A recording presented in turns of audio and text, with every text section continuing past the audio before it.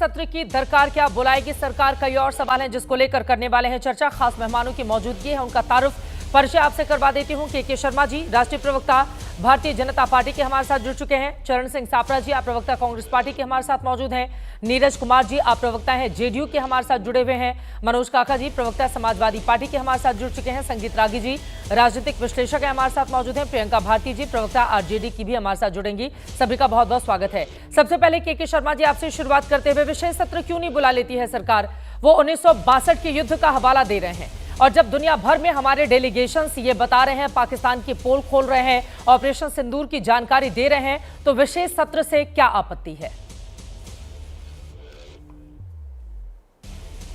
विशेष सत्र बुलाना न बुलाना ये विषय जो है संसदीय मंत्री और स्पीकर इन सब का विषय है। उस पर क्या निर्णय होगा वो बाद में जानकारी में आएगी चित्रा जी। लेकिन मुझे बहुत आश्चर्य है, बार बार सरकार ने, सेना ने, सबने एक बात कही है कि से अभी जो है ऑपरेशन सिंदूर चल रहा है, और इस दौरान किसी भी तरह का इस पूरे ऑपरेशन पर चर्चा करना ये देश हित में नहीं होगा, ये पाकिस्तान के हित में होगा। मुझे ये नहीं समझ में आता कि विपक्ष आज के दिन में पाकिस्तान की सहायता करने में, ठीक है आप उनकी भाषा तो बोल रहे हैं, जो बात पाकिस्तान उठा रहा है वही बात विपक्ष उठाता है, आप उसकी भाषा बोल रहे हैं, लेकिन आप उसका सामरिक उसको सहयोग भी क्यों करना चाह रहे हैं? डेलीगेशन किस लिए गया है, इसको भी समझने की जरूरत है। पूरे विश्व में जो है डेलीगेशन भारत के गए हैं,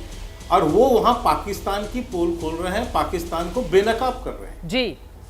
जिस दिन से डेलीगेशन गया है उस दिन से कांग्रेस पार्टी लगातार उस डेलीगेशन को बारात, ड्रामा से लेकर सब कुछ बोल चुकी है आज, लेकिन इसके बावजूद भी शांति नहीं मिल रही, जबकि इनके नेता भी उसमें, उन्हीं को ड्रामेबाज भी बता रहे हैं ये लोग। मैं समझ नहीं पा रहा हूं कैसा चरित्र है कांग्रेस का और विपक्षियों का।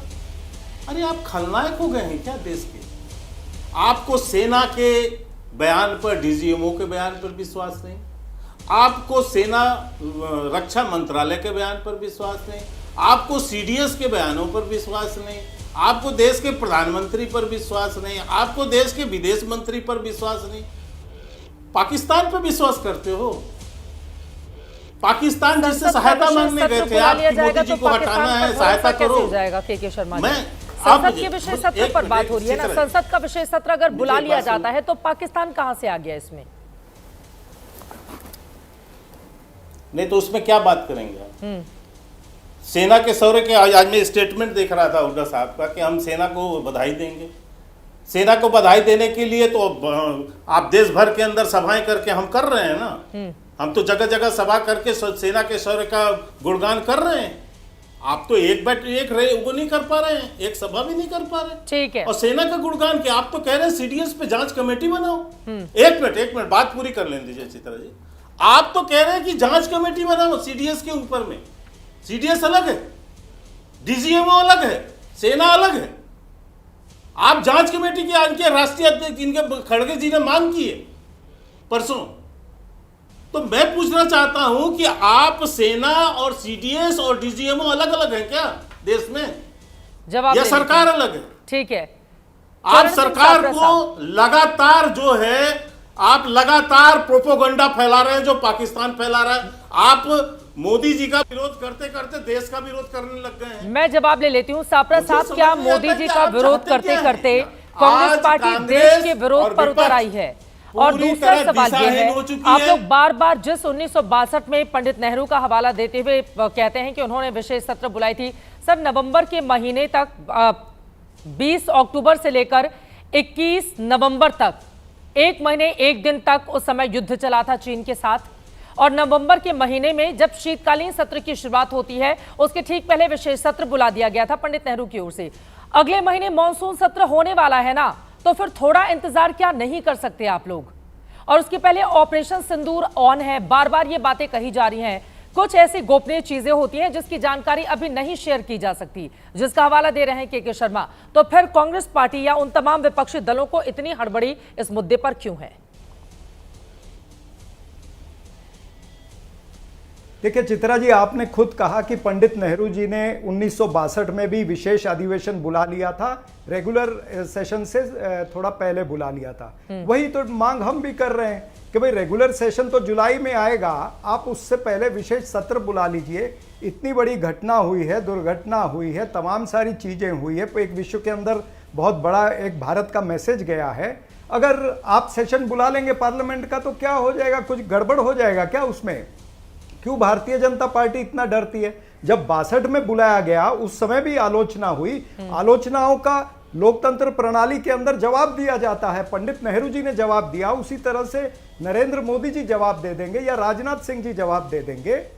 इसमें डरने की कोई जरूरत नहीं है। और अभी जो सुनने में आ रहा है कि ये नहीं बुलाने वाले, आपने भी कहा जी, तो ये तो फिर हम कहेंगे इनका अहंकार है। हाँ। या ये सरकार डरपोक है, या ये सरकार अपने अंदर उतनी ईगो रखती है, ये सरकार विपक्ष का जवाब नहीं देना चाहती है। भाई आप डरते क्यों हो? अगर सेशन होगा तो उसके अंदर हम तो जो सेना का शौर्य है, सेना का पराक्रम है, हम उसकी तारीफ करेंगे। जो सरकार का अच्छा निर्णय है उसकी हम तारीफ करेंगे। हाँ, लेकिन ये तो जरूर पूछा जाएगा कि भाई अचानक युद्ध विराम किस तरह से हो गया? जब सेना हमारी चरम पर थी, जब हमारी सेना पाकिस्तान को घुटने टिकाने पर थी, तब आपने अचानक वो ट्रंप का ट्वीट आता है और हमारे देश के नेता से पहले या हमारे देश के नेतृत्व से पहले ट्रंप का ट्वीट आता है। फिर आपने अगर युद्ध विराम किया तो किन शर्तों पर किया, क्या मांगे थी? ये तो कोई वाजिब मतलब गैर वाजिब नहीं है ना। ये तो जनता जानना चाहती है भाई, देश की जनता को पता होना चाहिए कि युद्ध विराम हुआ तो किन कारण से हुआ। और अगर शुरू में एक एक टिप्पणी सभी की होगी, उसके बाद में बाकी मेहमानों की बात, उसके बाद मैं बीजेपी के पास दोबारा आऊंगी। ठीक है, मैं लौट रही हूं। एक एक टिप्पणी सभी के अंदर तो पूछे जाएंगे। अब 10 सेकंड में जल्दी से दीजिए नीरज जी, उसके बाद में फौरन आ रही हूं। मैं एक छोटा सा जवाब देता हूं। बोलिए। एक छोटा सा जवाब दे दूं बस। देखिए, आपने याद दिलाया, राहुल गांधी इस वक्त नेता विपक्ष भोपाल में कुछ बोल रहे हैं महत्वपूर्ण, सीधे रुक कर लेते हैं। नरेंद्र सरेंडर और जी हजूर करके नरेंद्र मोदी जी ने ट्रंप के इशारे का पालन किया। आपको एक समय याद होगा जब फोन कॉल नहीं आया था, 7th फ्लीट आई थी, 71 की लड़ाई में 7th फ्लीट आई थी, हथियार आए थे, एयरक्राफ्ट कैरियर आया था। इंदिरा गांधी जी ने कहा मुझे कुछ जो करना है मैं करूंगी।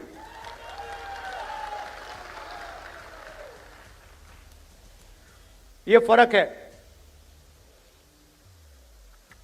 इनका कैरेक्टर है। ये सारे के सारे ऐसे हैं।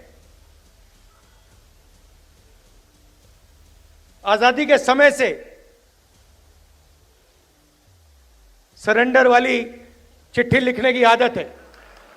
1 सेकंड में थोड़ा सा दबाव पड़े, भैया ये लो। हाँ, तो ये इनका कैरेक्टर है। कांग्रेस पार्टी सरेंडर नहीं होती है। गांधी जी, जवाहरलाल नेहरू, सरदार पटेल, ये सरेंडर वाले लोग नहीं हैं। ये सुपर पावर से लड़ने वाले लोग हैं। राहुल गांधी को आप सुन रहे थे, प्रधानमंत्री नरेंद्र मोदी पर उन्होंने निशाना साधा है। के शर्मा जी अपनी बात कह लीजिए, फिर बाकी मेहमानों के पास आऊंगी। राहुल गांधी ने जो बोला है, एक जवाब बोलिए। मैं इतना ही कह सकता हूं कि इतनी शर्मनाक भाषा शैली एक नेता प्रतिपक्ष की है देश की, इससे कांग्रेस का चाल, चरित्र, चेहरा, संस्कार समझा जा सकता है। देश के प्रधानमंत्री को किन शब्दों से प्रयोग कर रहे हैं, ये राहुल गांधी के संस्कार दर्शाते हैं। किस भाषा का प्रयोग कर रहे हैं। और दूसरी बात, आप कह रहे हैं सरेंडर। आप आज से 2 साल पहले यही राहुल गांधी विदेश अमेरिका गए थे ना, और क्या बोला वहां कि भारत में लोकतंत्र समाप्त हो रहा है, अमेरिका और यूरोपियन कंट्री को भारत में दखल देना चाहिए। कहां सरेंडर करने गए थे? 140 करोड़ भारतीयों से नहीं मांग पाया जब वो उसमें आपको जब खदेड़ दिया 140 करोड़ जनता ने, तो आप अमेरिका के पैर पे लौटने लगे, यूरोपीय कंट्री के पैर पे आप हाथ जोड़ रहे थे कि चल के भारत में दखल दो। ये कौन सा कैरेक्टर है? ये कौन सा कैरेक्टर है चित्रा जी? ठीक है, देश साहब के साहब, प्रधानमंत्री को ऐसे दो लाइन में जल्दी से आप जवाब दे दीजिए। क्या सरेंडर कर दिया, क्या सरेंडर कर दिया? पाकिस्तान का आज डोजियर सामने आया है, उसने बताया है कि कितने ठिकानों पर हमले करके उसको तबाह कर दिए गए। क्या सरेंडर कर दिया है भारत ने? क्या लग रहा है आपको? 2008 में कौन सा कांग्रेस पार्टी ने 166 लोगों का बदला घर में घुसकर ले लिया था? आपकी सरकार थी, क्या सरेंडर कर दिया है? देखिए जी चित्रा जी, मैं इसमें कहना चाहूंगा कि सरेंडर इसलिए कहा कि जब हमारी सेना पाकिस्तान के घुटने टेकाने को तैयार थी, तब हमारा नेतृत्व वो ट्रंप के आगे क्यों घुटने टेक गया, ये सवाल है। फिर लड़ाई के चलते चलते आईएमएफ का लोन उनको मिल जाता है, सारे देश पाकिस्तान को सपोर्ट करते आईएमएफ का लोन मिलता है। भारत भी नेगेटिव वोट नहीं करता, भारत खाली एब्सटेन करता है, जबकि पहले भारत ने जिम्बाब्वे के खिलाफ नेगेटिव वोट दिया है, रशिया ने यूक्रेन के खिलाफ भी नेगेटिव वोट दिया है। तो ये तमाम सारी चीजें दर्शाती है कि कहीं ना कहीं हमारी जो विदेश नीति है वो कमजोर हुई है। आज हमारे अड़ोस पड़ोस के जो देश है, चाहे वो श्रीलंका है, चाहे म्यांमार है, चाहे वो चीन है, ये सारे तो हमारे खिलाफ है। कैसे स्वीकार कर रहा है कि हमारे कितने ठिकानों को पूरी तरह से ध्वस्त कर दिया है भारत ने? डोजियर देखा आपने, जो पहले हम लोग भी बहुत भेजते थे हाफिज सईद और मसूद अजहर को लेकर, वो डोजियर ही तो भेजा था भारत ने। सेना का पराक्रम है, सेना का शौर्य है, लेकिन यह भी पूछा जाएगा कि जयशंकर जी ने क्यों कहा at the start we inform Pakistan, इसलिए हाफिज सईद भाग गया, इसलिए अजहर मसूद भाग गया। सेना और सरकार युद्ध के हालात में अलग नहीं हो सकती ना चरण सिंह सापरा जी, सेना और सरकार अलग नहीं हो सकती ना।